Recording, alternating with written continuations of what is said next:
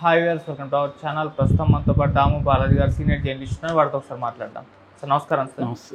Sir pastor Praveen మృతికి సంబంధించిన ఇష్యూని వైసీపీ క్రిస్టియన్ సెల్ ఇన్ఛార్జ్ అయిన బిన్నిలింగం అనే పర్సన్ మత విద్వేషాలు రెచ్చగొట్టే విధంగా మాట్లాడుతున్నాడు అని చెప్పేసి ఈనాడులో ఒక కథనం వచ్చింది. అంటే ఈ కంప్లీట్ ఇష్యూని యూజ్ చేసుకొని మత విద్వేషాలు రెచ్చగొట్టి కూటమి ప్రభుత్వానికి ఇబ్బంది తెచ్చే విధంగా వైసీపీ ప్రవర్తిస్తుందని కూడా కథనం అయితే రాస్తుంది సార్. అసలు అతను ఏమన్నాడు, మరి దీన్ని పొలిటికల్గా వాడుకునే ప్రయత్నం ఏమైనా చేస్తున్నారు సార్? మీరేం చెప్తారు దీనికి సంబంధించి? ఇది నాకు కూడా ఆశ్చర్యాన్ని కలిగించింది ఈనాడులో వచ్చిన కథనం. ఎందుకంటే అది అతను మాట్లాడిన బెన్నిలింగం అనే అతను మాట్లాడింది నేను దాదాపు వారం ముందు చూశాను, వీడియోలు చూశాను నేను కూడా. దాని కింద కూడా కామెంట్లు, క్రిస్టియన్స్ కూడా దాన్ని వ్యతిరేకిస్తూ కామెంట్లు పెట్టారు, ఇలా మాట్లాడడం కరెక్ట్ కాదని. అతను ఎప్పుడు మాట్లాడాడంటే రాజమండ్రిలో ఈ అబ్బాయి పోస్ట్ మార్టం జరిగిన రోజు మాట్లాడాడు.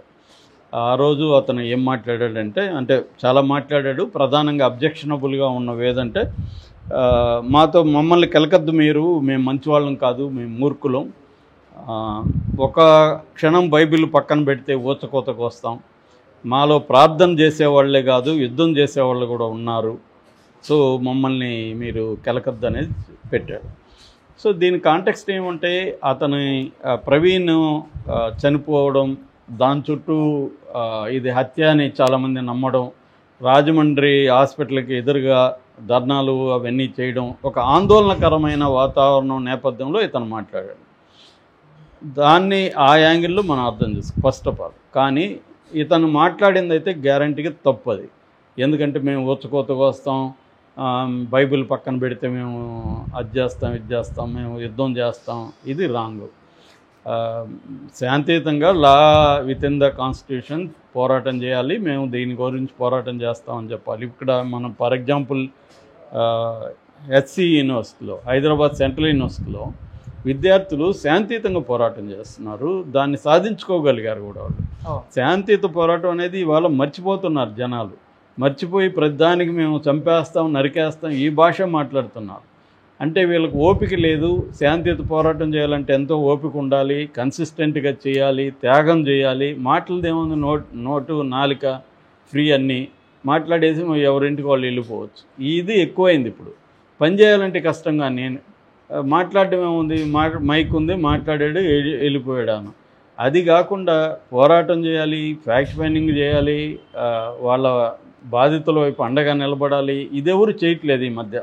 సోషల్ మీడియాలో వాగేసి ఇంటికి వెళ్ళిపోయి వాళ్ళ పనులు వాళ్ళు చేసుకోవడం అన్న కాన్సెప్టే కనిపిస్తుంది ఇటీవల. అందుకనే మనం హైదరాబాద్ స్టూడెంట్ల పోరాటాన్ని మెచ్చుకోవాలి. ఎందుకంటే వాళ్ళు పిడికిడి మందే కావచ్చు కానీ గట్టిగా నిలబడి శాంతియుతంగా చేశారు. ఎక్కడ వాళ్ళు ఆడలేదు, రేవంత్ రెడ్డిని బూతులు తిట్టి వీడియోలు చేయలేదు.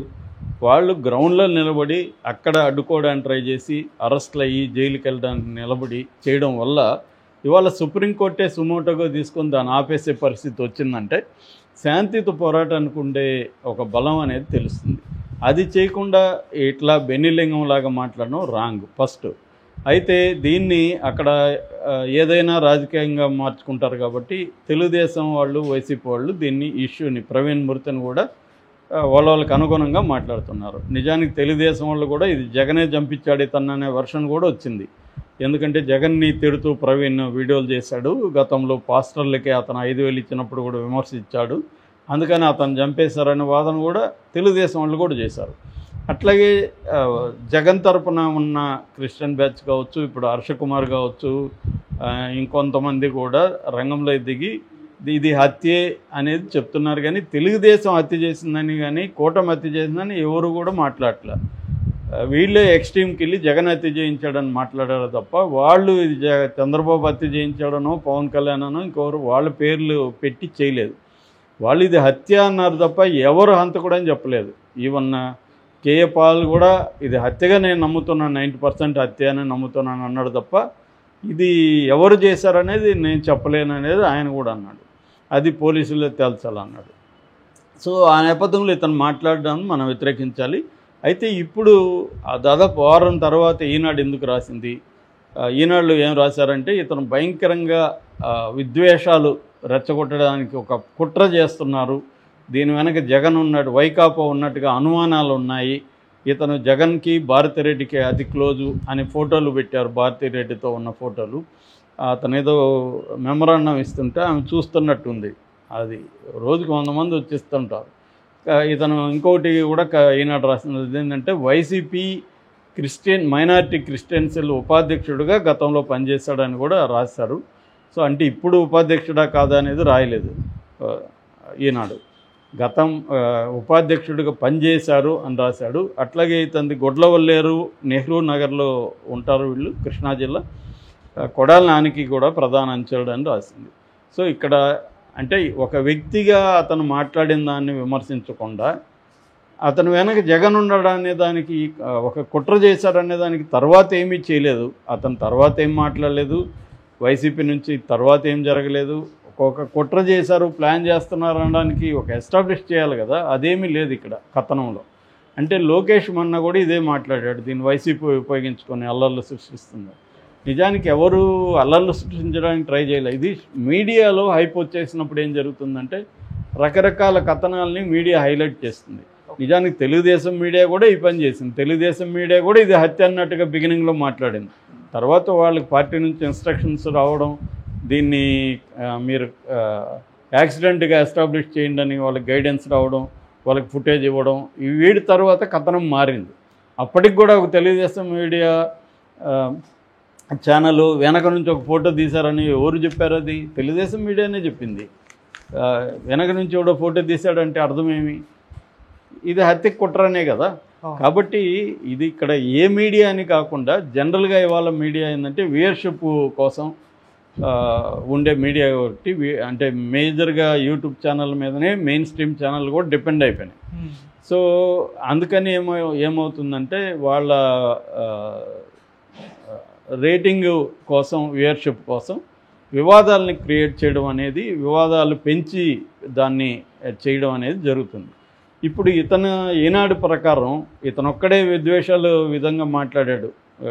హోల్ క్రిస్టియానిటీలో మొత్తంగా ఇతనొక్కడే మాట్లాడాడు. ఇంకెవరైనా మాట్లాడితే ఈనాడు చెప్పేది కదా వీళ్ళందరూ మాట్లాడుతున్నారని. ఒక్కరే మాట్లాడు. నేను 100 మందిని చూపించగలను. ఇటువైపు హిందూ మతోన్మాద బ్యాచ్ ఒక 100 మంది ఇష్యూలో మాట్లాడిన వీడియోలు ఉన్నాయి. రకరకాలుగా స్త్రీలు, మగవాళ్ళు, ముసలోళ్ళు భయంకరంగా మాట్లాడినవి ఉన్నాయి 100 మంది. సో మరి వాళ్ళ గురించి ఎందుకు రాయరు వీళ్ళు? అంటే ఇక్కడ ఏంటంటే ఒక వైపు తీసుకునేసి మీడియా కూడా మాట్లాడడం కరెక్ట్ కాదు. 2 వైపులా మాట్లాడాలి. అతను మాట్లాడిన తప్పు, అట్లాగే ఇవి కూడా చెప్పాలి కదా. వీళ్ళు ఎవరెవరు మాట్లాడారో కూడా చెప్తే అప్పుడు ఇది బ్యాలెన్స్గా ఉన్నట్టు. ఒక సైడ్ తీసుకొని అదేదో పెద్ద కుట్ర జరుగుతున్నట్టు, లేని కుట్రని ఉన్నట్టుగా నమ్మించడానికి ట్రై చేయడం అనేది కరెక్ట్ కాదు. నిజానికి పోలీసులు విచారణలో తేలుతుంది యాక్సిడెంట్ అనేది. అంతవరకు నిజానికి అందరూ కూడా సైలెంట్గా ఉండాలి, డిమాండ్ చేయొచ్చు. వాళ్ళని కలుస్తున్నారు. నిజానికి క్రిస్టియన్ సమాజం ఈ ఇష్యూ పట్ల ఓవరాల్గా సమయమే పాటిస్తుంది. ఎవరో కొంతమంది పాస్టర్లు వాళ్ళు కొంత తీవ్రంగా మాట్లాడుతున్నారు తప్ప ఓల్ సమాజం తీసుకుంటే సంయమనం పాటిస్తుంది, ప్రేయర్స్ చేస్తుంది. వాళ్ళ ఇంట్లో వాళ్ళు కూడా ఎంతో సంయమనం పాటిస్తున్నారు.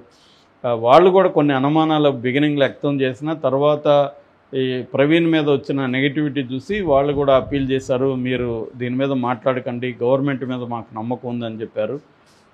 చంద్రబాబు కూడా దీని పట్ల పాజిటివ్గా స్పందించాడు. ఆయన కూడా సత్వరం విచారణకు ఆదేశించారు. ఎక్కడ ఏం మనకైతే ఇదేం కనిపించట్లేదు. కానీ దీంట్లో మళ్ళీ ఈ రాజకీయ కుట్రల కోణం తీసుకొచ్చి లేనిపోనివి బయట పెట్టడం అయితే correct. Okay, thank you so much.